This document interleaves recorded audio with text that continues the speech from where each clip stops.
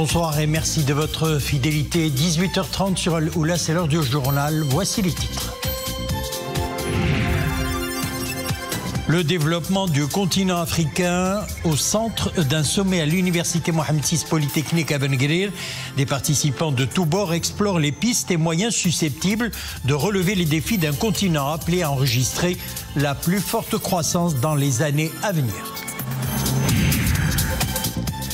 Dakhla, une région qui regorge de produits de terroir, une filière qui se développe grâce notamment à un élan de formation et d'accompagnement des femmes de la région, en particulier les porteuses de projets.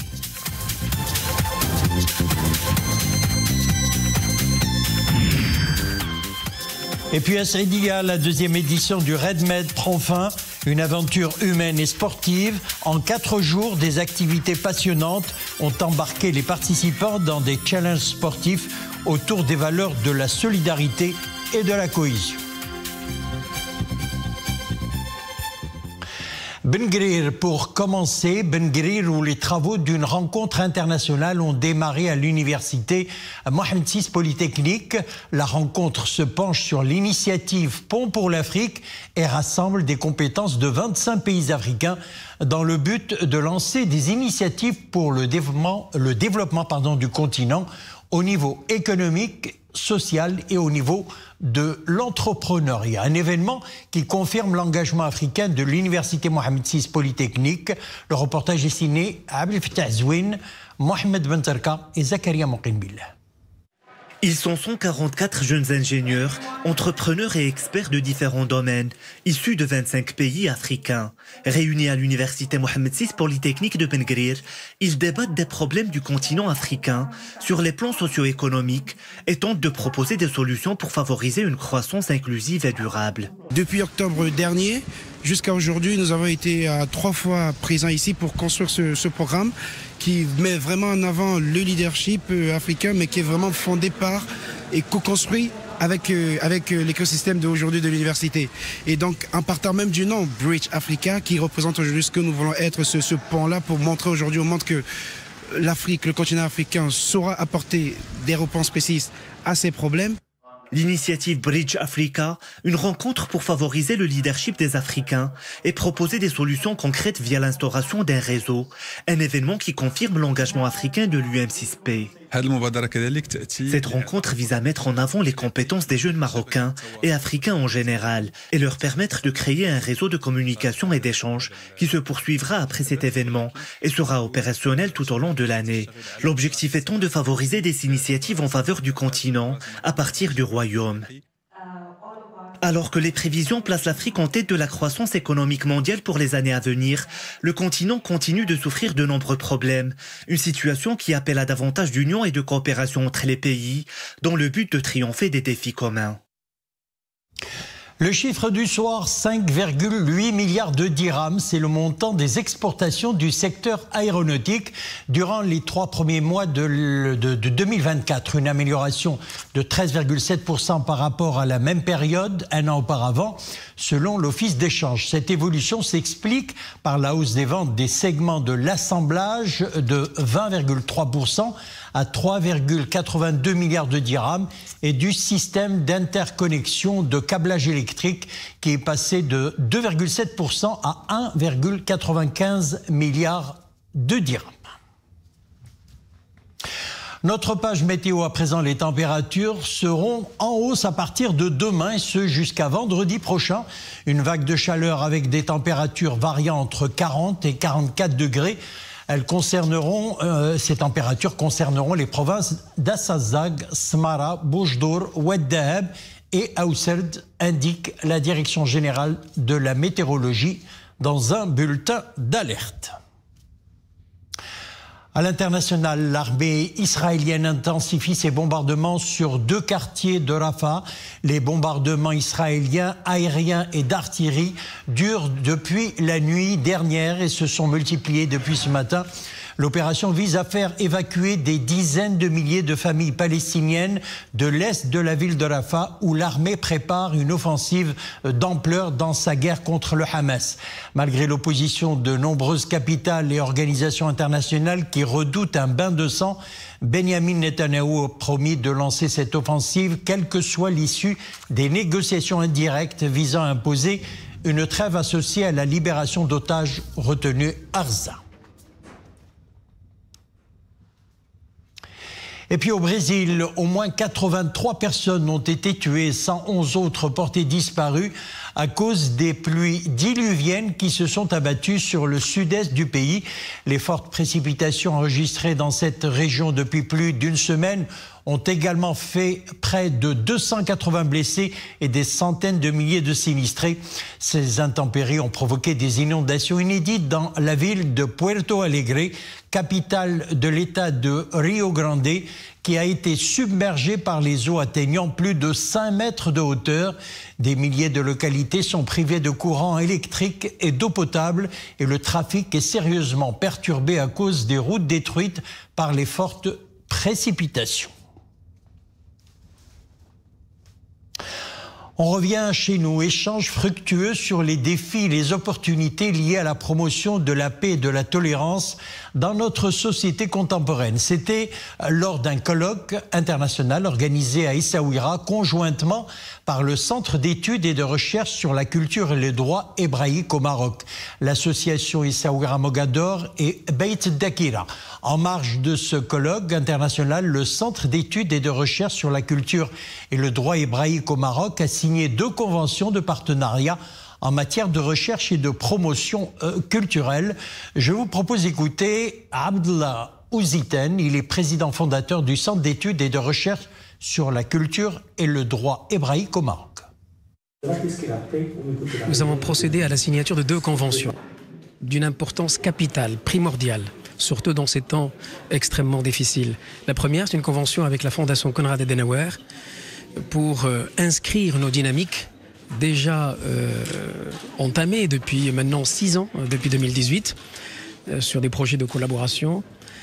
Et la deuxième convention que nous avions signée, c'est avec l'Agence de développement des provinces du Sud. Nous avons inscrit cette deuxième convention avec l'Agence de développement des provinces du Sud dans 2 thématiques qui feront l'objet de 2 colloques internationaux, notamment à Dakhla et à Golimim et aussi à Essaouira.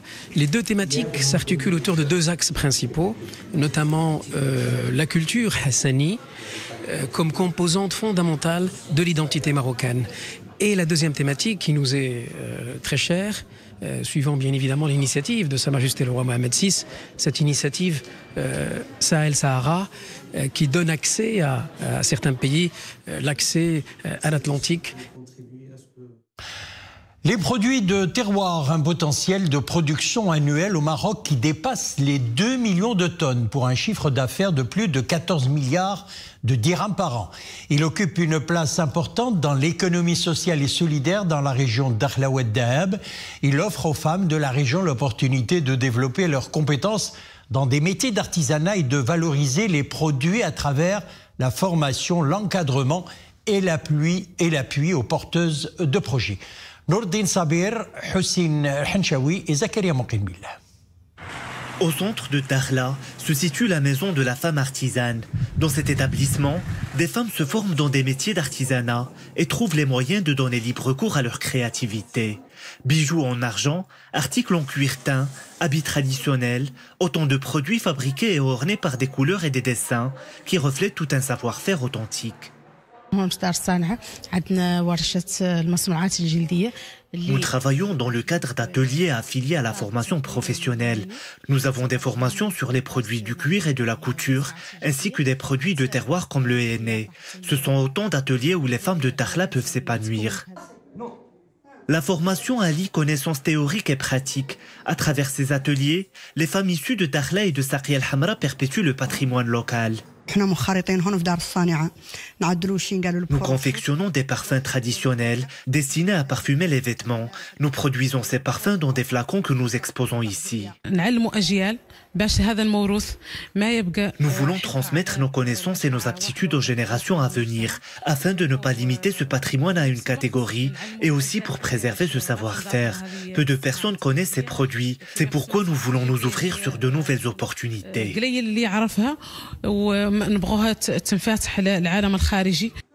Ces initiatives sont de nature à renforcer la promotion de l'auto-emploi chez les femmes de la région et d'améliorer leurs conditions socio-économiques. Une valeur ajoutée pour préserver la diversité d'atouts qui caractérise les provinces du sud du royaume. Dans l'actualité sportive, la FIFA vient de publier la première édition du classement mondial de futsal dans lequel le Maroc occupe la 6e place mondiale chez les hommes. La première place revient au Brésil devant le Portugal et l'Espagne.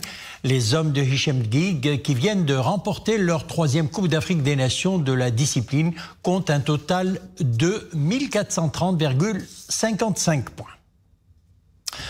On enchaîne avec du tennis. C'est cette bonne nouvelle du tennis féminin. La Marocaine Aya El Aouni, tête de série numéro 6, a remporté hier le tournoi de tennis W15 d'Antalya en Turquie en battant la Russe Valeria Yushchenko, tête de série numéro 5 par 2-7-1. Handicapée par un premier set perdu 2-6, 782e au classement WTA. Aya El Aouni a repris donc la main en dominant son adversaire 7-6 et 6-3. Elle avait évincé en demi-finale la Suisse Alina Grauler, tête de série numéro 4 en 2-7, 6-3 et 7-6. Et toujours en tennis, en image, cette fois-ci le Russe Andrei Roublev, tête de série numéro 8, ou plutôt numéro 8 mondial, a remporté le tournoi de Madrid, son 2e titre en Master 1000, en battant hier le Canadien Félix Auger-Aliassime en 4-6, 7-5, 7-5 en près de 3 heures. Roublev, 26 ans, a été sacré une première fois à Monte-Carlo en 2023 dans cette catégorie de tournoi la plus prestigieuse après ceux du Grand Chelem. Avec son sacre à Madrid, il grimpe dès aujourd'hui au 6e rang mondial, à une place de son meilleur classement atteint en septembre 2021.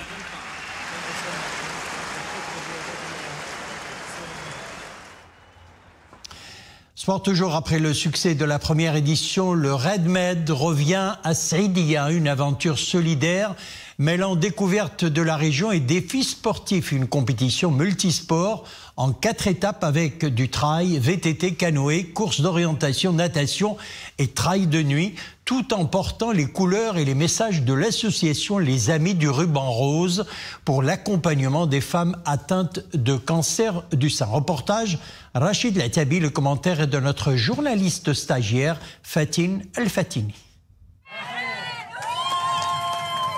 C'est au cœur de cette nature vierge que ces hommes et femmes se sont aventurés avec ardeur et enthousiasme. Ici, les participants de différentes nationalités se retrouvent pour une aventure sportive et humaine.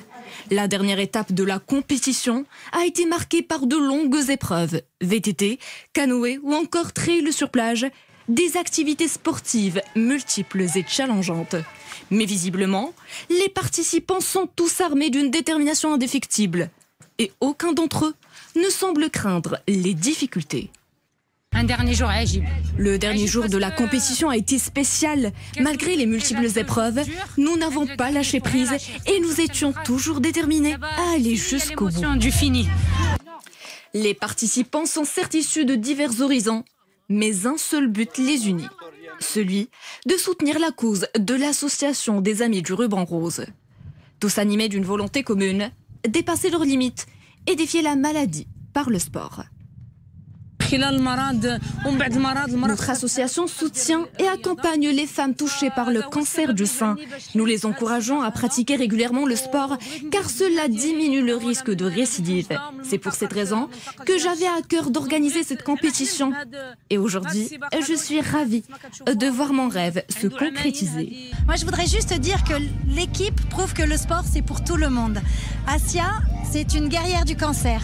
Samir, il a un handicap, il est malentendant, il a un bras plus court que l'autre.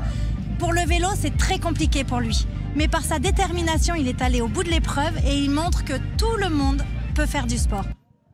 La compétition sportive a été aussi une opportunité en or pour explorer les richesses de la région de l'Oriental et faire découvrir la splendeur de ces paysages époustouflants.